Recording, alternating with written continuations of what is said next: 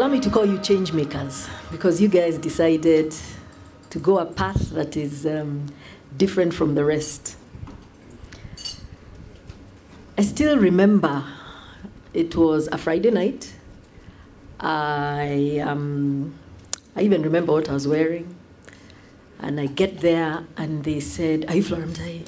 "Yes, you park this way." So I said, "Okay." So we park that way. Then they say, "Please get out of your car and enter this limo." Okay. Entered the limo and we got in. So it was at the Jockey Club. So we go and then they gave us all an escort. It was happening to all the awardees. So everybody, and they walked you up with this tall-looking, handsome guy. So my poor husband was trying to, catch up with us. I'm not saying he's not tall and handsome, but I remember the tension. At one point, they made us eat. They made us... then they started talking about business. It was a magazine at the time, and they went through a lot of stuff. And I went to the bathroom at one point, and my fellow nominee was like, "I can't take it. I can't take this pressure. I can't take this pressure." And she actually left. So then they did exactly what we're doing here, 3, 2, 1. So what's my point? Suspense was there. Then they called 3, 2, and then that was my first award ever. I was pretty young in business, I think a couple of years. And I didn't know, what does this mean? And of course I braved it, I got all the awards, and from the following day, then everybody started calling, the phone started ringing. And I realized growth is it's interesting. You grow, it's messy, it's challenging, you guys know the journey.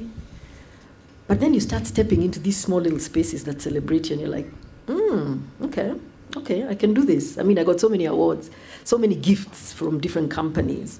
I think it was an area I had just never really thought about. So you go through life, you go through your business, you're building this thing, and you're thinking, am I doing the right thing? Maybe I should have stayed in corporate. Maybe I should have done something else. But you're the one who actually dared to dream. So let's be honest, being an entrepreneur in Africa is already hard. We know that. And then you add being a woman. Again, tough. Why? Because we've got so many rules. It's not only the business. It is in the home. And then this, and then some. The World Bank actually tells us 75% of African businesses actually don't make it past 5 years. And yet, African women actually start businesses 1.5 times more than the men. But we face more barriers: funding, networks, opportunity. But the biggest one is risk. We're very risk averse. But I want to tell you here, it's a muscle you can build. Definitely a muscle you can build.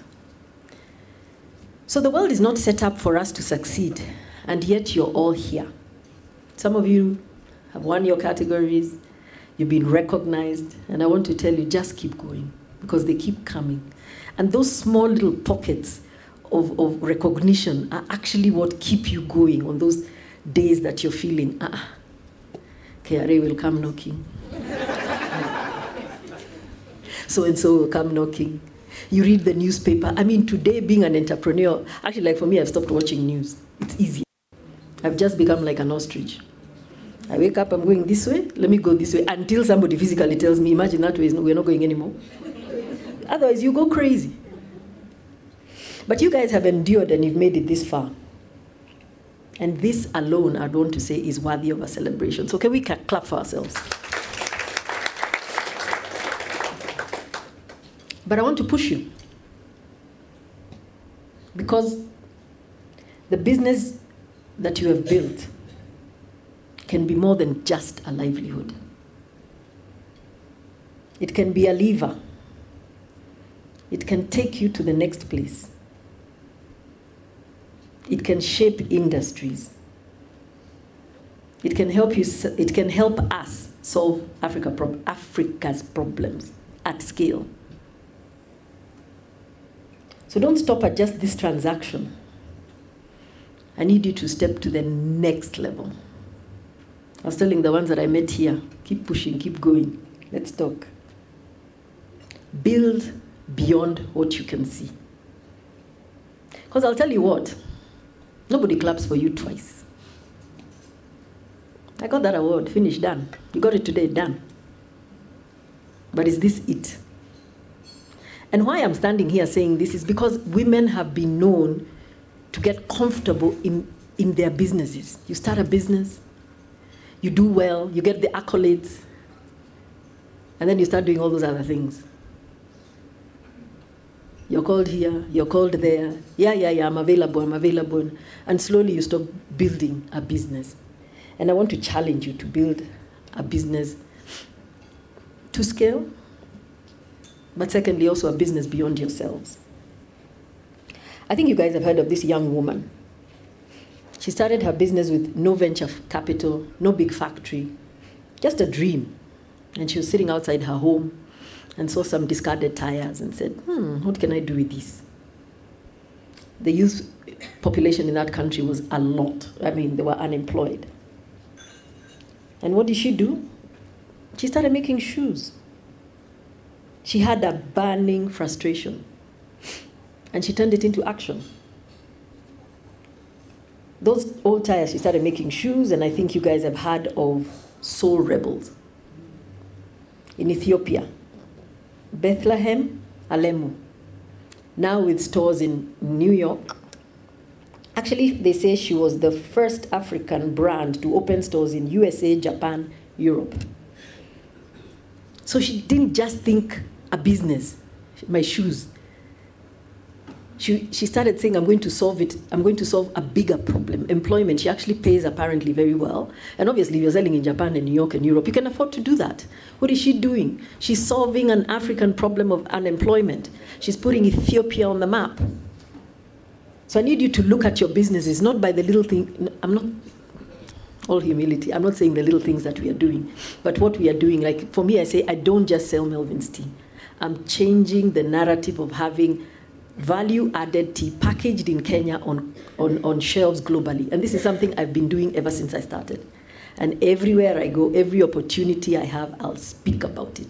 If I'm in a presidential thing, I'll be like, guys, can we deal with these taxes so we can get value-added tea outside? Can you help us bring in packaging so we can do that? So with all your businesses, we can see what we saw up here. You have an opportunity to do that.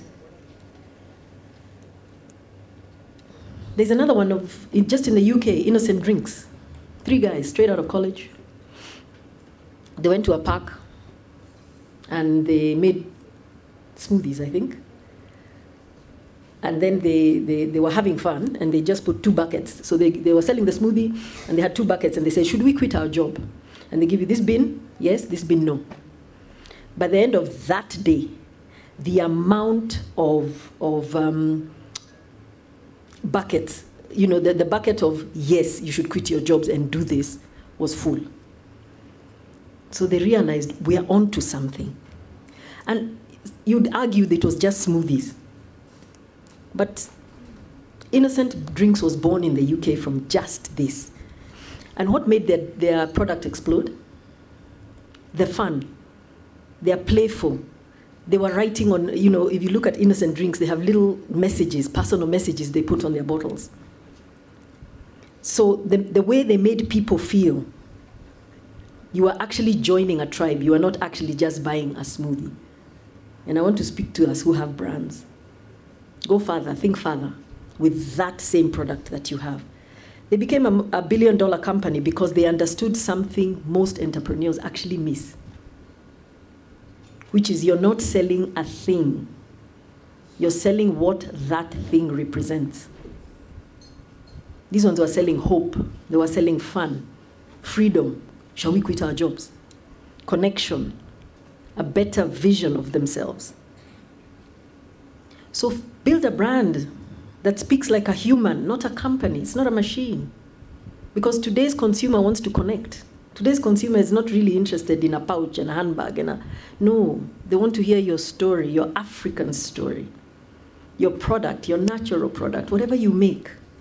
Tell it to them like they want to hear it.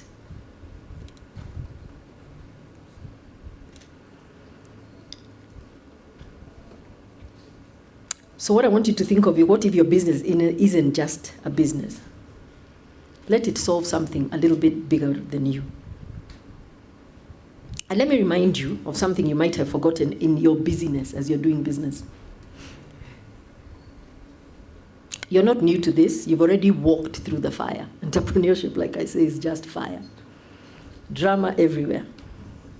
But you've made the hard calls. You've chosen it. Your dreams are coming to life. Most of you didn't start this journey for fun. You started because there's something you saw, something you wanted to solve, something you wanted to do. A pain you experienced, or a passion. I want to do this. I want to do something like that. So this business you're building is not small, and it's not just for income. It's for impact. Do it for legacy. Do it for transformation. And you can do it. And you can have it all. You can have a profitable business that makes sense. You can have a business that will go beyond you. And you can do it enjoying. And bring up your family at the same time. There's somebody I follow who always says you can never grow beyond the level of knowledge that you have. So if you feel you're getting stuck, go out and increase your knowledge. But build those businesses, because Africa needs you. Your staff are looking at you. You've won this award. Your family is looking up to you. Let this not be the last that you'll hold. Let this not be the last platform you'll be on. Aim bigger. So build with intention and lead with courage. Because you're not just an entrepreneur. I want to call you Africa's problem solver, change makers. And people are out there looking for you. People want to hear a story. You've survived the statistics. You've earned your place in the room. So it's time to stop chasing now. Stand. Stand on this platform that you have. Stand on this recognition and success that they have seen.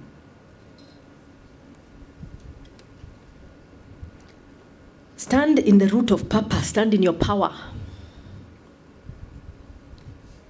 Let your stillness speak. When you walk into a room, don't panic. You're already an awardee. So just say, this is for me, and take it with confidence. You don't need to fit in rooms that were never built for you. You build the room. You're here to build new rooms, set new tables, set new systems, and in doing so, you give the rest of us and everybody else permission to rise. So go ahead. Live boldly, solve from the heart, but above all, stand tall. Thank you.